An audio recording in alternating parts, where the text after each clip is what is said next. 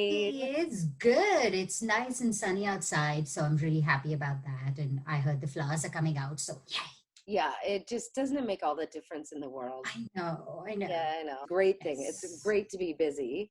Yes. And I've been seeing your emails back and forth and all of these amazing findings. Like you're really digging deep into what's going on and you know, for brands. The BCMA is Yes. doing a lot of great stuff. So thank you for that. But Yeah. yeah, like, so I mean, tell me what you've been finding. Yeah, I mean, see, I'm a very curious person by nature, and this is happening, which is completely changing everything. It's going to change the future. It's changing the present and consumer mindsets. And I'm very, very curious to know how people are reacting, how brands are reacting. Yeah. And while I keep exploring that, one of the things that caught my attention was Mindshare Canada did a presentation today morning, and some of those thoughts, and this was a presentation about the situation, about COVID and consumer behavior. And Yeah. what really caught my eye was them talking about what consumers are seeking in terms of content. They Right. they have something that's called news fatigue. Everyone's tired of watching the Totally news. tired. Yeah, and they're seeking new content. They're seeking escapist content, right? Hmm. And they want a break from all of that. So brands are demanding new content. Consumers are demanding new content, and consumers are also demanding that brands show up and speak up. They want brands to take action. Almost 98% of consumers want brands to keep up with everything that's happening. So combine the two together, and there's such a golden opportunity there. Oh, there is, like, I can't even get over when you see a brand hit the mark when so many are not. And Yes. usually they're hitting the mark when they're using innovative ways to put out their content. So, I mean, obviously Yes. there's no production's halted right now, but that doesn't Yes. mean work has to stop. No. And messaging and ads and communicating with their consumers, that doesn't have to stop. And you know, a few things stuck out to me, right? Like Yes. one was just Harvey's and taking the time for a personal message that was just the way we're all communicating right now, FaceTime, Zoom, Yes. whatever.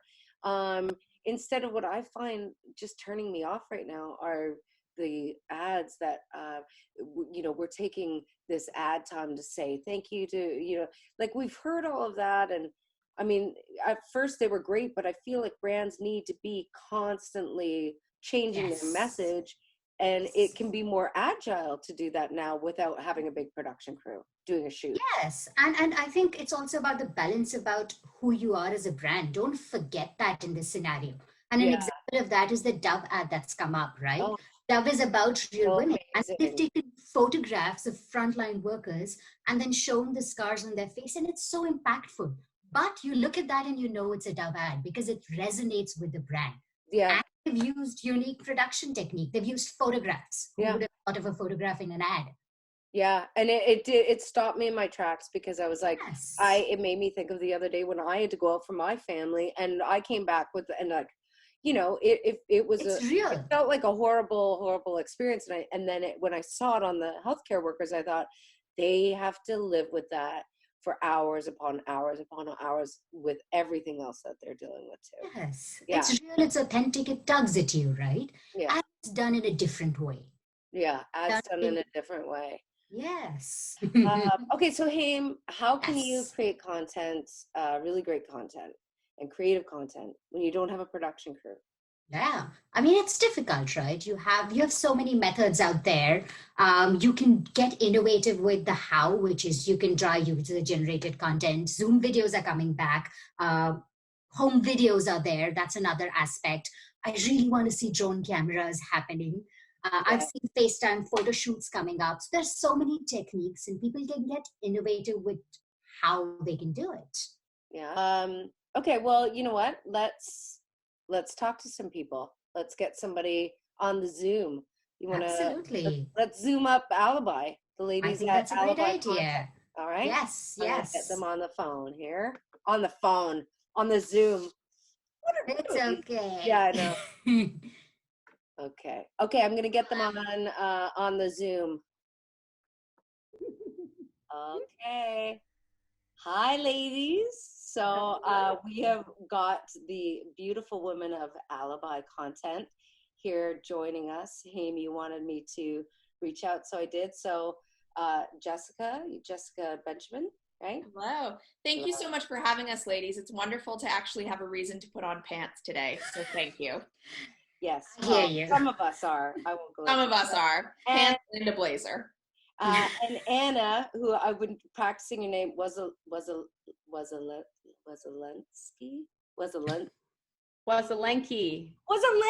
I'm gonna make it for everybody. You almost had it. Yes. Thank you so much for having us. My last name is always tough to pronounce. And once you get the hang of it, it's beautiful.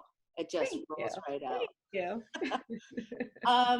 And so, I mean, the obvious question, like how you are dealing with the situation during this time of the COVID. Well, we were in the middle of shooting our series Carnival Eats for Discovery, based in the US. And it's a show that is centered around big groups of people gathering and celebrating at carnivals and eating food and reaching into communal things. And it is a series that we cannot execute, of course, right now. So we worked really closely with Discovery, who were completely understanding and supportive and helped us come up with a solution that would work to kind of suspend the order of episodes and get to them at a later date, but now put together some custom content and themed episodes from existing footage. So really coming up with a solution together. And, you know, as far as our team, what we're doing is really putting an increased focus on development right now. So we're getting ready. We know that we'll see the other side of this, and we're staying positive and optimistic. And really what we want to do is arm the arsenal with amazing projects that we can get out and shop when sort of the world is turning again. So really using this time of production hiatus to figure out what comes next. Right. Thanks for that, Jessica. Sorry. Yes, Anna. Sorry. No, I was just going to say, I think the important thing is just realizing that, you know, you can't just hit go when we get to the other side of this as TV production people. Planning and organizing and development comes into that, which Jess talked about. So, you know, in order for, you know, our clients to be able to hit that go and for us to go forward, we need that planning time. So that's what we're focusing on. Right. And I had a follow-up question because you mentioned that production has halted, and that's halted across the globe. Every day we're reading news stories of TV shows halting production, movies halting production, but there are still many brands that wish to continue communication, produce and share content. So what are the methods, you know, maybe innovative methods that brands can look at and production people can look at to create such content while still social distancing? Yeah, so it's really interesting. We do have a lot of tricks in our arsenal, as Jess was saying earlier. You know, people think about TV production as kind of large crews and gear and a lot of people together, but it's actually not. You know, we forget about the creative things such as graphics, motion graphics, animation, post-production. I mean, you know, pre-existing footage and stock footage, when sewn together and weaved together, can tell a story really beautifully, especially with sound design. So these are ways that we can kind of work with brands and clients right now, kind of from the safety, our editors' safety of their homes and, you know, in our in-house studios that are very self-contained, and really put out some beautiful stuff. Storytelling is key, and that's kind of what TV producers do best. So we can work with some of that footage and create some really beautiful and compassionate messaging right now. And if I may add to that also, sorry, if I may. No, go ahead. I've also seen the emergence of user-generated content that's come up a lot because of this, right? Home videos and, you know, just single camera shots that someone's taking at home, just keeping their camera there. And that's being used a lot. And that's new and innovative ways of production that are coming up out of this. Yeah, and I think it's important to remember that, you know, with that user-generated content, you still do need to tell a story. So, you know, you still can integrate producers into that in terms of putting that together and bringing that messaging forward in kind of a conducive way. So, you know, you really do want to bring all of those pieces together and get that help right now. I think what's really important for our team is to look at this time as an opportunity. It's not just about getting interim content out there in the world for the sake of getting content out in the world.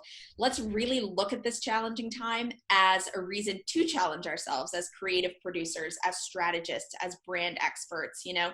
So like, tell us a little bit about the shift in your thinking, your approach, as you get through these next few months. Well, I think, what's going to happen in the future, I'm seeing so much, which I'm loving, is kind of human connection and, communities coming together and really doing some great things and applauding what we're doing as little people. We don't have, everybody's a celebrity these days, right? Yeah. The frontline workers especially, everyone's really trying their hardest, and I'm hoping and I think that that's what's going to come out of this.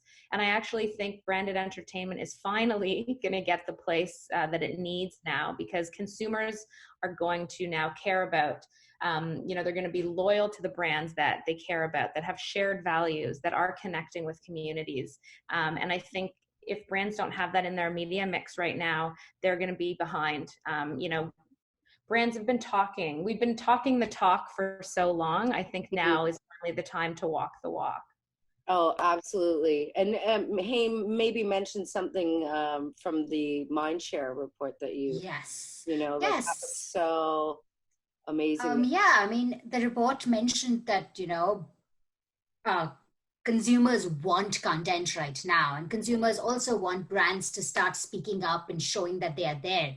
And this is the perfect mix of the two, right? And consumers want to escape. Yes. Because before it was sort of like, oh, we're still having to try and teach different areas in the industry what it is. And now it feels like it's the consumer that's actually showing us what it is. Figuring it out together. And I think flexibility is our biggest asset in this time. I think that now is the time to say something. Now is the time when there's something to talk about. You get to have a voice, you get to share your opinion, and people are open to it. Love it. Anna? I think brands have a captive audience right now, and brands who go dark are going to lose that ability to have that audience and speak their minds. I love it. Oh, what's your cat's name? This is Maya. Maya's seeking a captive audience right now. Maya just grabbed all of our attention. Thank you so very much for the quick chat with us. Thank you. And, I hope you all enjoy the rest of your day, evening, and make sure to go out and donate to food bank, give blood, do what you can. Thank you so much. Thank you. Okay. Thanks, everybody. Stay safe. Bye. Bye.